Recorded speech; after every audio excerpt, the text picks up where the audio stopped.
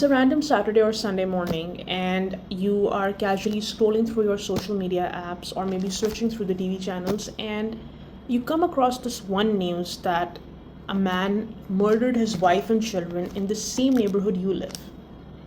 How would that make you feel? Terrified? Yes. Concerned? Yes. But most importantly, you would be curious to know that what exactly happened, what exactly led the man to commit such a gruesome crime.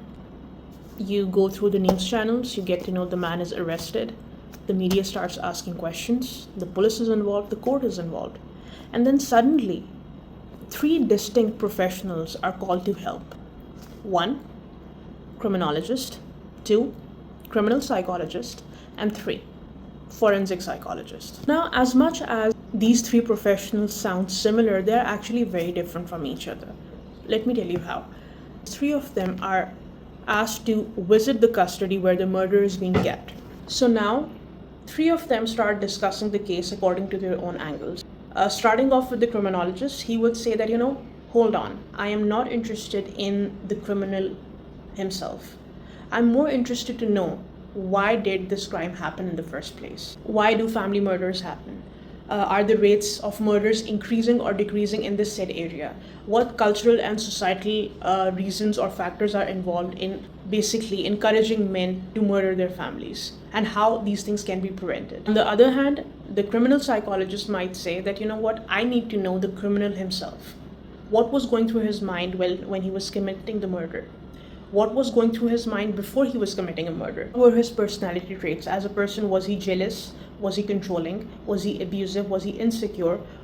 How his relationship was with his wife and his children? How was his childhood? Was he abused in his childhood or not? What was his relationship with his parents? Was it a planned murder or was it an impulsive act? Extreme anger issues led him to take this step, or was it because of an external trigger? Finally, the forensic psychologist would intervene, and he or she would say that I am more concerned of what to say to the court. What information does the court need to know about this criminal? For instance, is he mentally fit to witness his trial? Is he mentally fit to understand the court proceedings? Is he aware of what he has done? Is he aware of the difference between the judge and the lawyer and the victim and the offender? Is he aware of the consequences of his actions? Is the person fit for sentencing? Or he is going through some psychological issues, or he's just faking those psychological problems just to escape the final verdict from the court. These things are handled by the forensic psychologist. So the forensic psychologist basically acts as a bridge between the law and the criminal. So in simpler terms, a criminologist wants to know that why a certain crime is happening in a certain area and what could be the ways to prevent it. On the other hand, a criminal psychologist studies the mind of the criminal, the motivation, the thought process, the emotional state, and the personality traits involved for him to commit a certain crime. And a forensic psychologist as a bridge between the court proceedings and what the law needs to know about that criminal who has committed the crime. Next time, if somebody asks you the difference, you can just tell them that criminologists, criminal psychologists, and forensic psychologists are basically three different houses of the same neighborhood, studying the same crime, but with different perspectives.